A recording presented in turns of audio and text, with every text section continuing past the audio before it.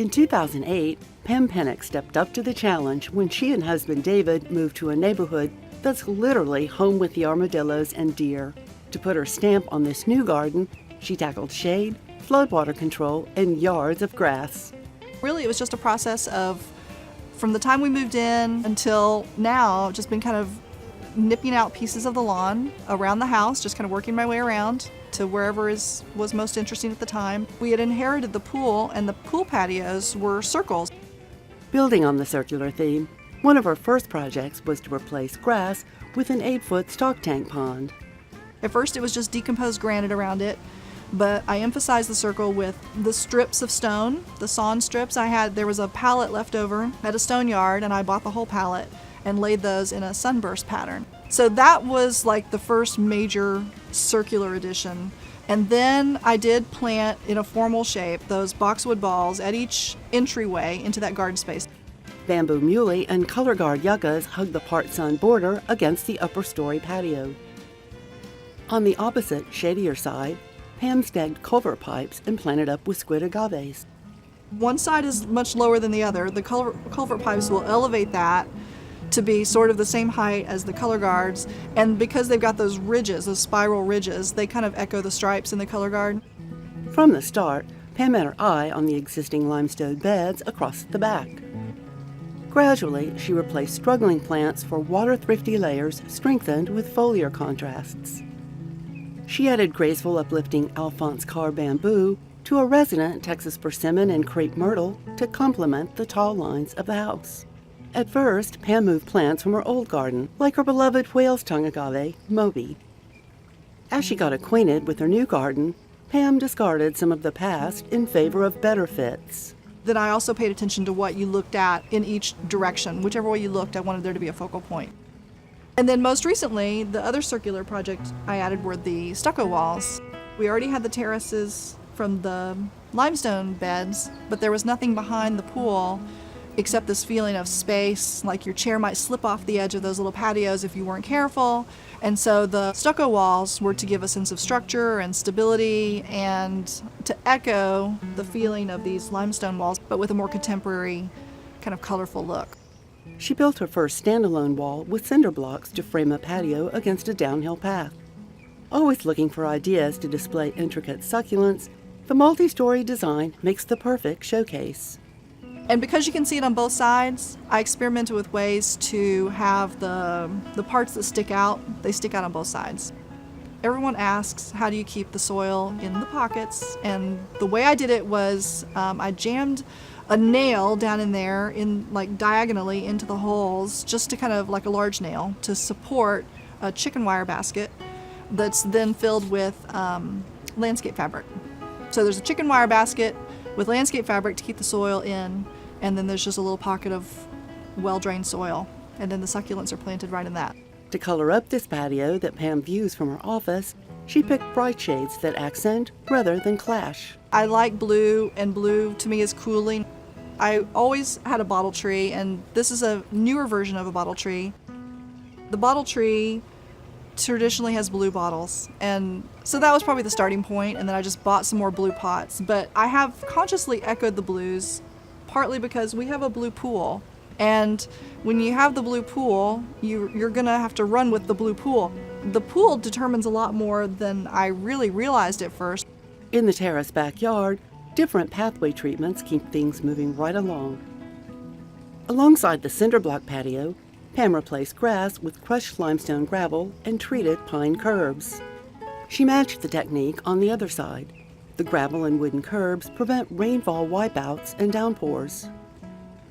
Flagstones promote destination through the shady back. Where the woodsy walk meets the pond and concrete pool surround, Pam installed a more formal flagstone design. She didn't need to haul in the limestone slabs. Nature offered them for free.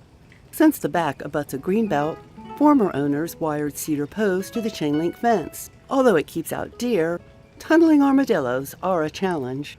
On both sides, Pam installed trellis-style fences for open-faced privacy. She modified the new gates to be more invitational. I just got a little jigsaw and cut out the window, the peekaboo window is what I like to call it, and then I had some old cattle panel left over. I put that in the window just as a grid. In front, her first project was to create privacy screening on the central driveway berm. She ripped out ground-cover jasmines and nandinas under the oak trees for intriguing depth with deer-resistant plants. Then she modified the main section's berm. The berm was slippery with St. Augustine. You couldn't walk around the front of the house without tripping over old stumps of shrubs that were long gone.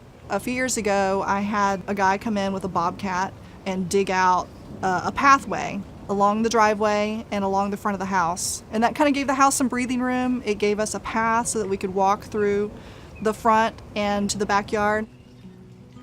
At the sunny curb, it gave her level planting ground for pollinator and hummingbird plants. Since deer own the street, Pam's learned what they might not munch.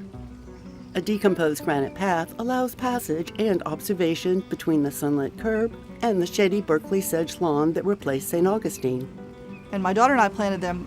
I think it was about, 700 plants, 700 plugs. It was a lot of plugs. And I made holes with a broom handle. So I was just standing there with the broom handle, doing this to make the hole, and then she was dropping the plugs in. And it took about 2 years for it to fill in as it is now. So at first it was a little, I call it like a hair plug look, for it to really fill in, but now it's filled in great. She and neighbor Donna collaborated on a garden where the properties unite. Pam added a functional path that also shows off the natural rock formation. Later, Pam installed a neighborly cedar lattice-style fence, staying dark to recede into the background. I wanted to kind of create a more enclosed garden feel where I wouldn't be looking straight into their driveway, but I wasn't also blocking it all off. It's not really for privacy, it's just to make you feel like you're in a room. For wall hangings in her new room, she cut legs off trellises, stained them to match the fence, and backed with acrylic mirrors. On the other side of the driveway, she created a gentle screen in a narrow strip, once home to grass. It's widened over time as the neighbors wanted less to mow. They saw that I was planting like crazy, so they asked me if I could just kind of continue those beds. At the front door, she updated the architecture with a gabled porch. Since grass scorched in the house-side nook, she replaced it for a sun-hardy succulent gallery. It just adds a little bit of a modern flair to the front. I used tractor rims, which I got off Craigslist, and then I had a friend who, I think he had found the big steel pipe on his dad's ranch, and he offered it to me for sale, and I snapped that right up. And I like to put the sculptural plants, agaves and things like that, in pots anyway because it protects them, it protects you from them. The first heavy rain sent her back to the drawing board. We took out the existing sidewalk that dipped down and put in the concrete strips. And the idea was that water could flow between the concrete strips. But once I took out the grass, the ground was leveled in a strange way and it didn't end up draining so well. Her solution? An underground sump pump in a water collecting bin. When it fills up with enough water, it takes it through a pipe, through the concrete pavers, into the dry stream, and carries it through the dry stream around the corner of the house. And then it comes through the backyard, and slowly, with baffles and stone, I try to slow it down as it comes through the garden. To diminish downpours off the main berm, she added a limestone retaining wall. In the cornerstone raised bed, native woolly stomodia spills over, even in drought. Author of 2 best-selling books and award-winning blog, Pam champions how to turn yards into creative adventures. To me, it's the invitation. It's part of what gets you out of the door. It's connecting your house to your garden.